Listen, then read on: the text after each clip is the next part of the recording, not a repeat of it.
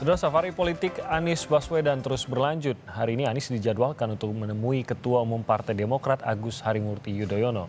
Ketua Umum Partai Demokrat Agus Harimurti Yudhoyono atau AHY telah tiba di kantor DPP Partai Demokrat dan rencananya pertemuan Anies Baswedan bersama AHY akan digelar di kantor DPP Partai Demokrat di Jakarta. Kunjungan ini merupakan lanjutan dari safari politik Anies Baswedan yang sebelumnya telah diusung oleh Partai Nasdem sebagai calon presiden di 2024. Pertemuan ini diprediksi akan membicarakan terkait arah pencapresan Demokrat di Pilpres 2024. Dan terkait dengan pertemuan ini, kita akan langsung menuju ke lokasi terhubung dengan jurnalis Kompas TV Masni Rahmawati yang saat ini berada di kantor DPP Partai Demokrat. Masni, selamat pagi. Apa agenda pertemuan Anies dengan AHY hari ini? Apakah ini akan secara langsung membahas soal Pilpres 2024 mendatang?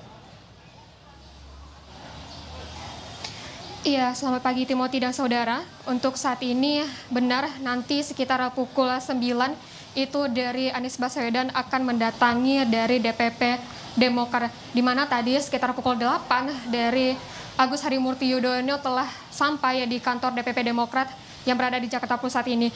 Dan untuk pertemuan kali ini pun adapun agendanya yaitu adanya safari politik yang dilakukan oleh Anies Baswedan pasca dideklarasikannya sebagai bakal calon presiden oleh Partai Nasdem. Dan untuk dari apapun yang akan dibicarakan nanti dan dibahas antara Anies dengan AHY itu dilakukan secara empat mata atau hanya dilakukan antara Anies Baswedan dengan AHY saja. Namun nanti saat Anies Baswedan sampai di kantor DPP Demokrat itu akan langsung disambut oleh Anies, maksud kami akan disambut oleh AHY dan juga para pimpinan dari Demokrat.